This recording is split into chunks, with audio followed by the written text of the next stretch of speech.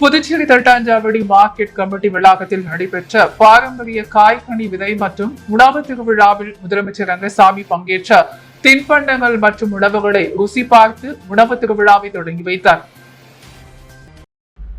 இயற்கை மற்றும் பாரம்பரிய உணவு நுகர்வோர் சங்கம் மற்றும் நாம் வாழ்வார் இயற்கை உழவர் சாகுபடியாளர் சங்கம் இணைந்து நடத்திய பாரம்பரிய காய்கனி விதை மற்றும் உணவு திருவிழா புதுச்சேரி தட்டாஞ்சாவடி மார்க்கெட் கமிட்டி வளாகத்தில் நடைபெற்றது.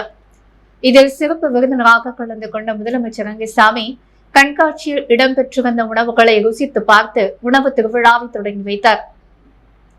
இத்திருவிழாவில் புதுச்சேரி மற்றும் அருகில் உள்ள தமிழக பகுதிகளை சார்ந்த இயற்கை விவசாயிகள் தாங்கள் உற்பத்தி செய்யும் விளைந்த காய்கனி விதை மற்றும் இயற்கை உணவு தானியம் நேரடி விற்பனை செய்யும் வகைகளில் 80 அரங்குகள் அமைக்கப்பட்டிருந்தது.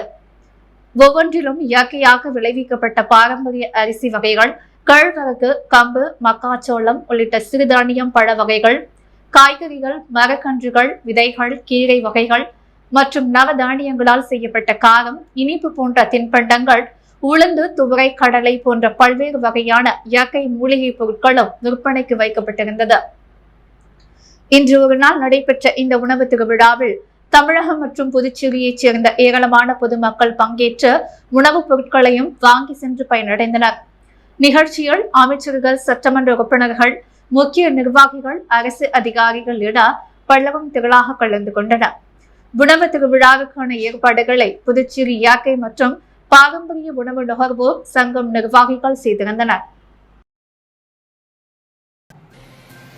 புதுச்சேரியில் ஓசுட்டை ஏரியிலிருந்து குடிநீர் எடுப்பது குறித்து அமைச்சர் சாய்ஜி சரவணகுமார் முன்னிலையில் அதிகாரிகளுடன் துணைநிலை ஆளுநர் கைலாசநாதன் ஆய்வு மேற்கொண்டார். புதுச்சேரி ஓசுட்டை ஏரியில் துணைநிலை ஆளுநர் கைலாசநாதன் குடிநீர் எடுப்பது சம்பந்தமாக ஆய்வு மேற்கொள்ள வருகை புரிந்தார். அவருக்கு அமைச்சர் சாய்ஜி சரவணகுமார் பொன்னாடை அணிவித்து பூக்கூடை மற்றும் பழக்கூடை வழங்கி வரவேற்றார். தொடர்ந்து பாஜக நிர்வாகிகள் பலரும் பொன்னாடை அணிவித்து வாழ்த்து தெரிவித்தனர். இதனைத் தொடர்ந்த துணைநிலை ஆளுநர் கைலாசநாதன் ஆதிதிராவிடர் நலத்துறை அமைச்சர் சாய்ஜி சரவணகுமார், பொதுப்பணித்துறை, சுற்றுலாத்துறை மற்றும் வனத்துறை அதிகாரிகளுடன் நேரில் சென்று ஆய்வு மேற்கொண்டார். ஆய்வின் பொழுது புதுச்சேரிக்கு உசுட்டை ஏரியிலிருந்து குடிநீர் எடுத்து செல்வது குறித்து அதிகாரிகளிடம் ஆலோசனை மேற்கொண்டார். ஆய்வை தொடர்ந்து செய்தியாளர்களை சந்தித்த அவர் புதுச்சேரியில் உள்ள அனைத்து துறைகள் குறித்து ஆய்வு செய்து வருவதாகவும் அதன் பின்னே நடவடிக்கைகள் எடுக்கப்படும் எனவும் கூறினார். அதன் பின் மக்கள் உங்கள் மீது அதிகமாக நம்பிக்கை வைத்துள்ளனரே என்ற கேள்விக்கு சிரிப்பு ஒன்றையே பதிலாக அளித்தார். தொடர்ந்து பாகூர் ஏரியை ஆய்வு செய்த அதிகாரியுடன் புறப்பட்டு சென்றார். ஊசுடு ஏரி ஆய்வின் பொழுது தொகுதி ஒருங்கிணைப்பாளர் சாய் தியாகராஜன், தொகுதி தலைவர் ஐயனார் மற்றும் அதிகாரிகள் பலரும் உடனிருந்தனர். புதுச்சேரியில் மழை நீரில் அடித்து செல்லப்பட்ட வாலிபரை 2 நாட்களாக மீட்க முடியாமல் மாவட்ட நிர்வாகம் திணறி வரும் நிலையில் மழை நீரில் வாலிபர் அடித்து செல்லும் வீடியோ வெளியாகி பரபரப்பை ஏற்படுத்தியுள்ளது. மேலும் தேங்காய் திட்டு பழைய துறைமுக துவாரத்தில் தீவிர தேடுதல் வேட்டையும் நடைபெற்றது. புதுச்சேரியில் நேற்று முன்தினம் பெய்த கனமழையில் ஜீவானந்தபுரத்தில் உள்ள ஓடையில் திடீரென வெள்ளப்பெருக்கு ஏற்பட்டது. இந்த ஓடையை கடக்க முயன்ற அதே பகுதியைச் சார்ந்த 40 வயதான ஐயப்பன் என்ற வாலிபர் மழை நீரில் அடித்து செல்லப்பட்டார். இதையடுத்து போலீசார் மற்றும் தீயணைப்பு வீரர்கள் விடிய விடிய அவரை தேடியும் கிடைக்கவில்லை. மேலும் உப்பனாறு வாய்க்கால், வெள்ள வாரி வாய்க்கால், ஓடை, கடற்கரை பகுதி உள்ளிட்ட பல்வேறு இடங்களில் ராட்சத இயந்திரங்கள் மூலம் தேடுதல் பணியை தீவிரப்படுத்தியும் கடந்த 2 தினங்களாக மழை நீரில் செல்லப்பட்ட ஐயப்பனை மீட்க முடியவில்லை.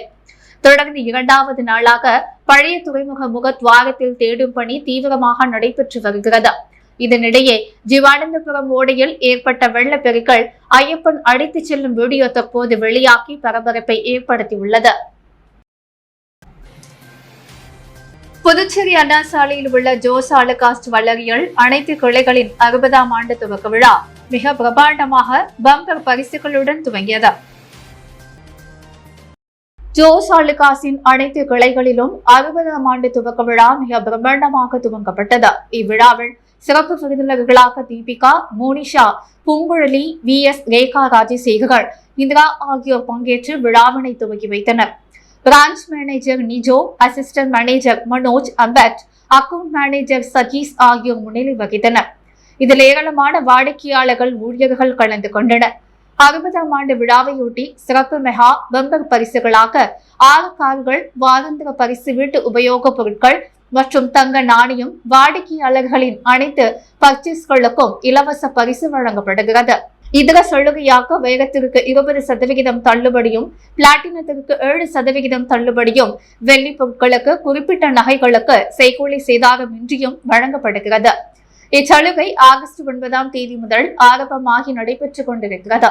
இந்த சலுகை மற்றும் பரிசு பொருட்களை வாடிக்கையாளர்கள் பயன்படுத்தி பயன்பெறுமாறு Jos Alukkas managing director Varghese Alukkas, Paul Alukka, John Alukka ஆகியோர் கேட்டுக் கொண்டுள்ளனர்.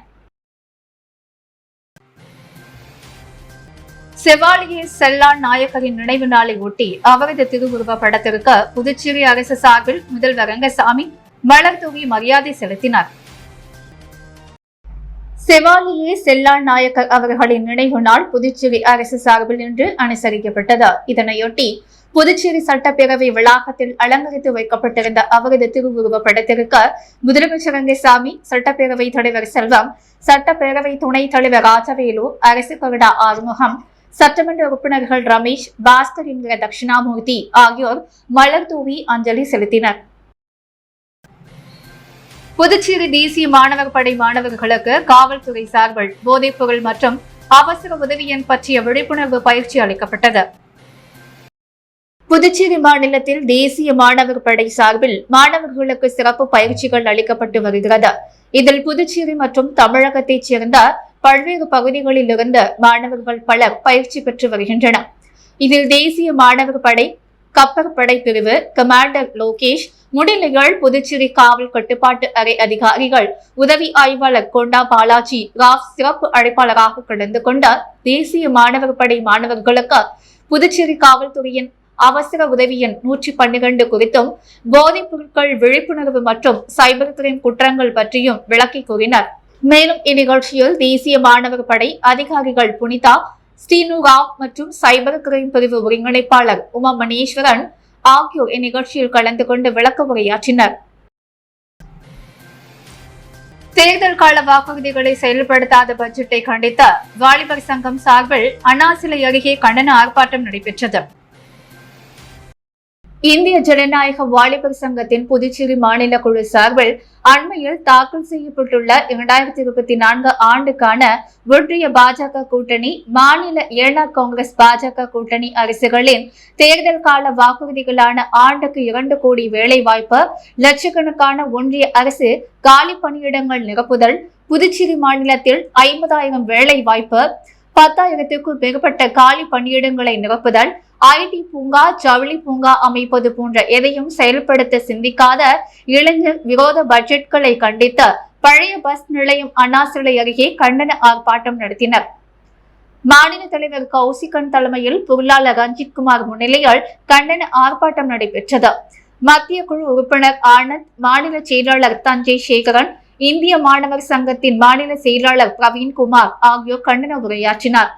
மாநில குழு உறுப்பினர்கள் நிலவழகன், ஜெயபிரகாஷ், ஜெயராஜ், அஜித்குமார், விண்ணரசன், கவியரசன் உள்ளிட்ட பலர் கலந்து கொண்டனர்.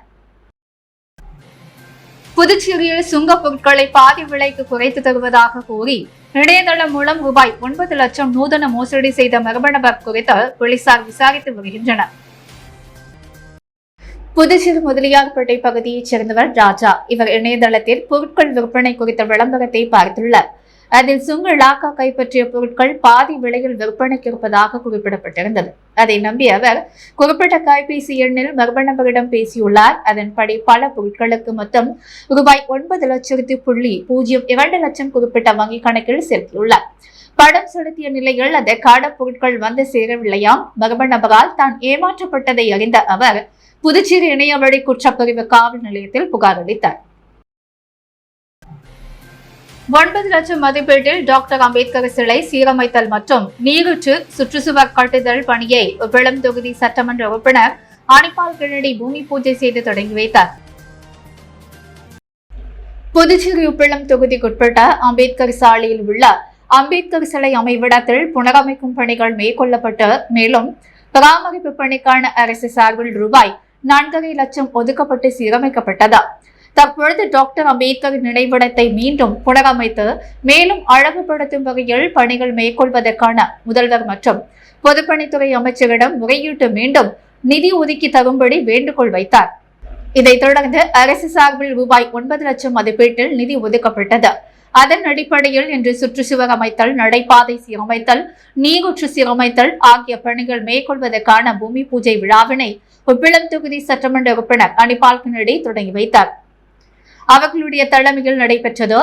இவ்விழாவில் பொதுப்பணித்துறை தலைமை பொறியாளர் தீனதயாளன், கட்டிடங்கள் மற்றும் சாலைகள் மத்திய கோட்டம் செயற்பொறியாளர் ராஜகிருஷ்ணன் உள்ளிட்ட அதிகாரிகள் பல கலந்து கொண்டனர். ஆர்எல்வி பேரவைக்கு ஆதிதிராவிடர் நல அணி அமைப்பாளராக ரகோத்தமன் நிறுவன தலைவர் RL வெங்கட்ராமன் நியமனம் செய்துள்ளார். புதுச்சேரி ஆர்எல்வி ஜனநாயக பேரவையின் பழைய மாநில கமிட்டி கலைக்கப்பட்ட புதிய மாநில கமிட்டியின் முதல் மற்றும் இரண்டாவது பட்டியல் வெளியிடப்பட்டது. அதனைத் தொடர்ந்து 7 தொகுதி அமைப்பாளர்கள், மாநில மகளிர் அணி, இளைஞர் அணி, மாணவர் அணி அமைப்பாளர்கள் நியமிக்கப்பட்டனர். இப்பொழுது மாநில ஆதிதிராவிடர் நல அணியின் அமைப்பாளராக ரகோத்தமன் நியமிக்கப்பட்டுள்ளார். ஏம்பலம் தொகுதியை பூர்வீகமாக கொண்ட ரகோத்தமன் கோர்க்காடு பகுதியில் வசித்து வருகிறார். பல வருடங்களாக ஆர்எல்வி பேரவையில் பயணித்து வரும் ரகோத்தமன் பிறந்த நாளான நேற்று பிறந்த நாள் பரிசாக ஆதிதிராவிட அணியின் மாநில அமைப்பாளராக அறிவித்திருப்பது குறிப்பிடத்தக்கது. ரகோத்தமன் 50வது பொன் விழாவினை முன்னிட்டு மத்தியம் கோர்க்காடு காமலிங்க அடிகளார் சபையில் பூஜை செய்த ஆர்எல்வி பேரவையின் ஏம்பலம் தொகுதி அமைப்பாளர் கோகுல் தலைமையில் நிறுவன தலைவர் RL வெங்கட்ராமன் 500 பேருக்கு அன்னதானம் வழங்கினார். இந்நிகழ்ச்சியில் பேரவையின் மாநில துணைத் தலைவர் ராதாகிருஷ்ணன், பொதுச் செயலாளர் பாஸ்கோ, பொருளாளர் கோமதி, ஆண்டாள், ஸ்லோச்சனா, கௌரி மற்றும் ஊர் பொதுமக்கள் கலந்து கொண்டனர். ரகோத்தமன் பிறந்த நாளை முன்னிட்டு புதுச்சேரி மாநில மக்கள் முன்னேற்ற கழகத்தின் மாநில தலைவர் மற்றும் சேர்மன் ஆகியோர் நேரில் சென்று வாழ்த்து தெரிவித்தனர். அவர்களுடன் மு கழக மாநில செயலாளர் சிவகுமாரன், துணை செயலாளர்கள் ராதாகிருஷ்ணன், சுப்பிரமணியன், உதவி செயலாளர் ஆண்டாள், மாஸ்கோ, கோமதி, சிவகுமார், ராகவன், கௌரி, சுலோச்சனா, கோகுல் மற்றும் ஏராளமானோர் கலந்து கொண்டனர். புதுவையில் எளிதாக தொழில் துவங்குவதற்கு என்னென்ன வாய்ப்புகள் உள்ளதோ அதை நடைமுறைப்படுத்த அரசு கவனம் செலுத்தும் என முதல்வர் ரங்கசாமி தெரிவித்துள்ளார். இந்திய தொழில் கூட்டமைப்பு புதுச்சேரி கிளை சார்பில் மண்டல கவுன்சில் கூட்டம் சன்வி ஹோட்டலில் நடைபெற்றது.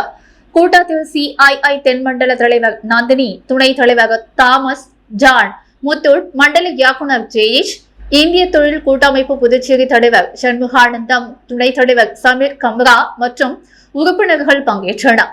விழாவில் முதல்வர் ரங்கசாமி பேசும் பொழுது, புதுச்சேரி அமைதியான மாநிலம். இங்கு தொழில் துவங்கி உற்பத்தி செய்ய முதலீட்டாளர்களுக்கு எந்த சிரமமும் இருக்காது. கரசு சேதராப்பட்டில் 750 ஏக்கர் நிலம் உள்ளது. அங்கு மாஸ்டர் பிளான் தயாரிக்க ஒரு நிறுவனத்தை தேர்வு செய்துள்ளோம். எந்தெந்த பகுதியில் எந்த தொழிற்சாலை வரலாம், IT பார்க் எங்கு வரலாம், மருந்து உற்பத்தி பூங்கா எங்கு வரலாம் என்று மாஸ்டர் பிளான் தயாரித்து கொடுத்தவுடன் உடனடியாக முதலீட்டாளர்களுக்கு தொழில் துவங்குவதற்கான இடத்தை ஒதுக்கீடு செய்ய உள்ளது. AFT பாரதி மற்றும் சுதேசி பஞ்சாலை வளாகத்தில் ரூபாய் 105 கோடி முதலீட்டில் பிரதமரின் ஏக்தா மால் துவங்க பரிசீலிக்கப்பட்டு வருகிறது. விமான நிலைய நிர்வாகத்திற்கும் போதிய இடமில்லை.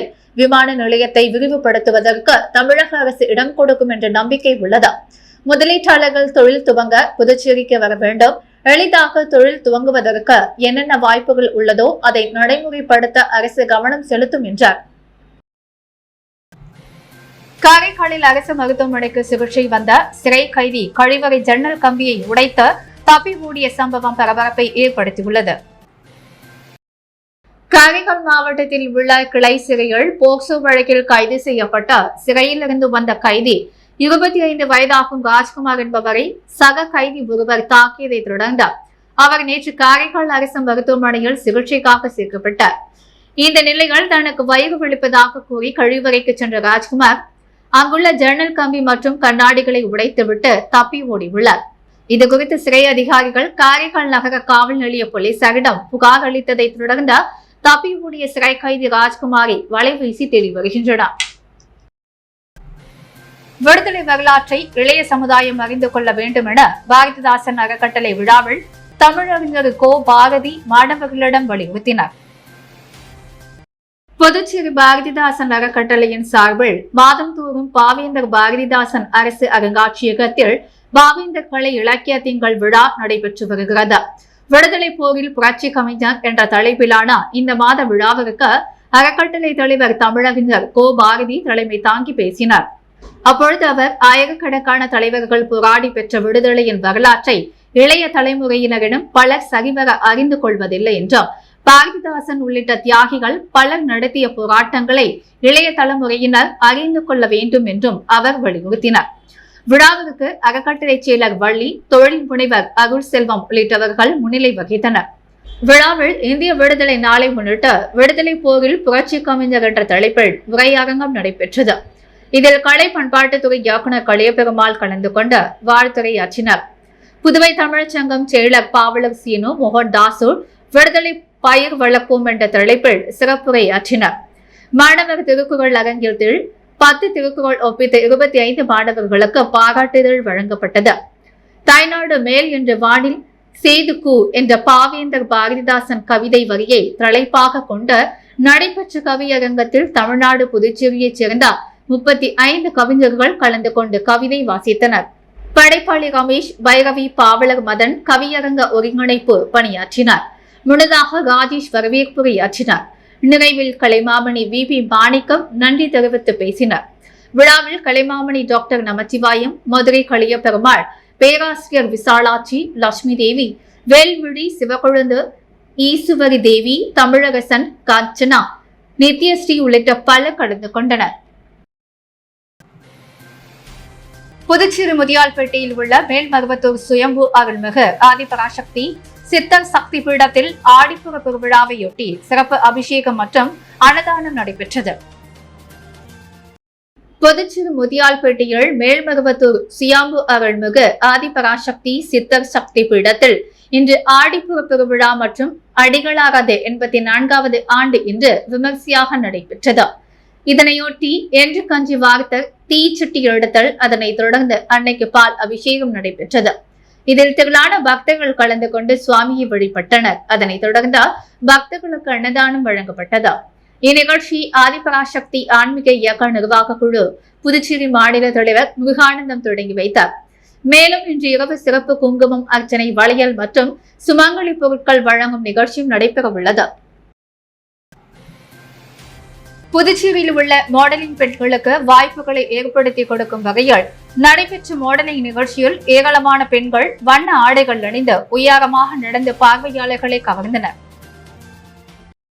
புதுச்சேரியில் மாடலிங் பயிற்சி நிகழ்ச்சி ரெடியார்பாளையம் ஐஸ்வர்யா கிராண்ட் உணவகத்தில் நடைபெற்றது. புதுச்சேரி மாடலிங் நிவேதா மிஷில் தலைமையில் நடைபெற்ற மாடலிங் நிகழ்ச்சியில் புதுச்சேரி மட்டுமின்றி பல்வேறு மாநிலங்களை சார்ந்த மாடலிங் பெண்கள் கலந்து கொண்டு வண்ண ஆடைகள் அணிந்து உயரமாக நடந்து பார்வையாளர்களை கவர்ந்தனர். இந்நிகழ்ச்சியில் புதுச்சேரி மட்டுமின்றி பல்வேறு மாநிலங்களைச் சேர்ந்த மாடலிங் பெண்கள், ஆண்கள் என திரளாக கலந்து கொண்டு சிறப்பித்தனர். நிகழ்ச்சியில் சிறப்பு விருந்தினராக கலந்து கொண்ட புதுச்சேரி முன்னாள் முதலமைச்சர் நாராயணசாமி நிகழ்ச்சியை குத்துவிளக்கு ஏற்றி தொடங்கி வைத்தார். மணவெளி தொகுதி பாஜக பிரமுகர் விக்கி என்கிற ராஜகணபதி சிறப்பு அழைப்பாளராக கலந்து கொண்ட மாடலிங் நிகழ்ச்சியில் கலந்து கொண்ட பெண்கள் மற்றும் ஆண்களுக்கு பரிசுகளையும் விருதுகளையும் வழங்கி கௌரவித்தார். நிகழ்ச்சியில் ஏராளமான மாடலிங் ஆண்கள், பெண்கள் என திரளாக கலந்து கொண்டனர். புதுச்சேரி பிள்ளைத்தோட்டம் பகுதியில் அமைந்துள்ள அருள்மிகு ஸ்ரீ ஆனந்த முத்து மாரியம்மன் ஆலயத்தின் பிரம்மோற்சவத்தை முன்னிட்டு ஊஞ்சல் உற்சவ நிகழ்ச்சி நடைபெற்றது. புதுச்சேரி பிள்ளைத்தோட்டம் பகுதியில் அமைந்துள்ள அருள்மிகு ஸ்ரீ ஆனந்த முத்து மாரியம்மன் ஆலயம் இந்த ஆலயத்தின் பிரம்மோற்சவ விழா 1ஆம் தேதி கொடியேற்றத்துடன் துவங்கியது. தொடர்ந்து அம்மனுக்கு சிறப்பு அபிஷேகம் செய்யப்பட்ட இரவு சிறப்பு அலங்காரத்தில் திருவீதி புலா நடைபெற்ற விழாவில் முக்கிய நிகழ்வான திருத்தேரோட்டமும் நடைபெற்றது. தொடர்ந்து நேற்று இரவு அம்மனுக்கு ஊஞ்சல் உற்சவ நிகழ்ச்சி நடைபெற்றது. அம்மன் ஊஞ்சலில் வாய்க்கப்பட்டு மகா தீபாரதனை காட்டப்பட்டது. இதில் பக்தர்கள் பலரும் கலந்து கொண்டு அம்மனை வழிபட்டு சென்றனர்.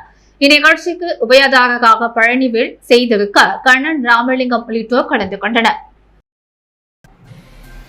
வெளியனு கணுவாய்பேட்டை பகுதியில் எழுந்தருளில் இருக்கும் ஸ்ரீ ஓசூர் மாரியம்மன் ஆலய சடல உற்சவம் மிக சிறப்பாக நடைபெற்றது. வெளியனூர் கோமியன் கணுவாய்பேட்டை பகுதியில் எழுந்தருளியுள்ள அருள்மிகு ஸ்ரீ ஓசு மாரியம்மன் ஆலய சடல் உற்சவம் இம்மாதம் 1ஆம் தேதி காலை கொடியேற்றத்துடன் துவங்கியது.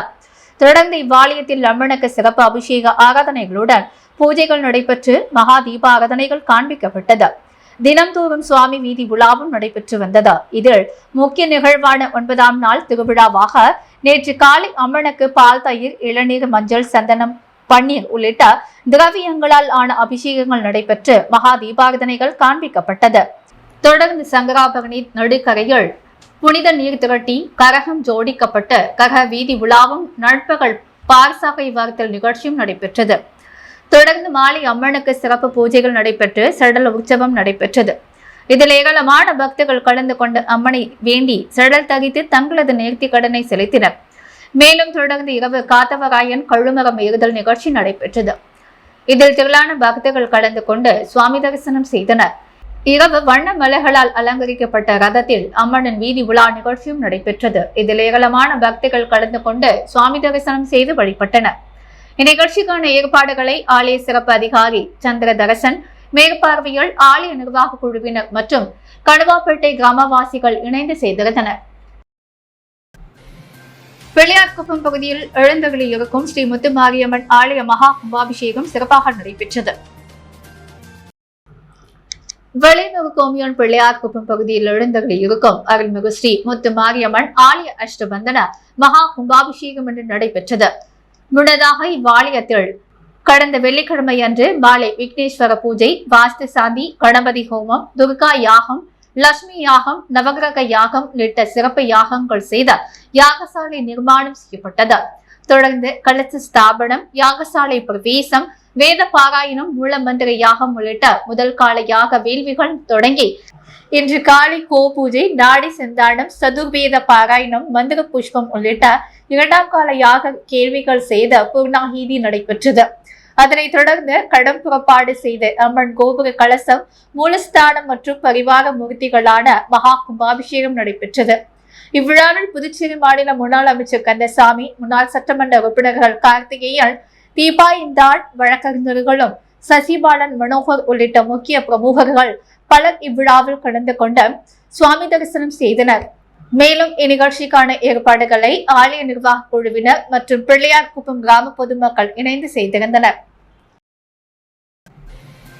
திருக்காஞ்சி பகுதியில் புதுச்சேரி ஆதிக்குடி காட்டுநாயக்கன் மக்கள் இயக்கம் சார்பில் உலக பழங்குடியினர் தினம் கொண்டாடப்பட்டது.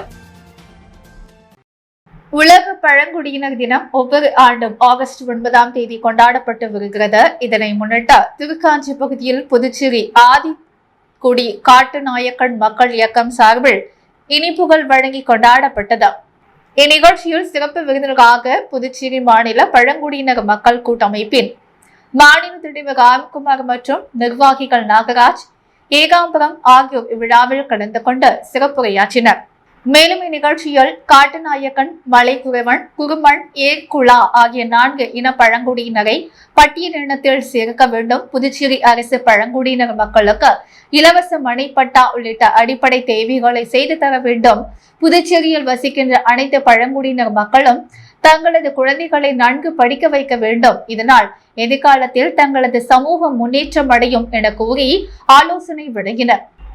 இந்நிகழ்ச்சிக்கான ஏற்பாடுகளை புதுச்சேரி மாநில ஆதிக்குடி காட்டுநாயக்கன் பழங்குடியினர் மக்கள் இயக்க நிர்வாகிகள் தினபால், மாசிலாமணி, சேட்டு, அண்ணாமலை, குப்புசாமி, பரசுராமன், ரமேஷ், சக்திவேல், சேகர் பெருமாள், பாலகிருஷ்ணன், காத்தவராயன், வீரமணிகண்டன் உள்ளிட்ட நிர்வாகிகள் சிறப்பாக செய்திருந்தனர்.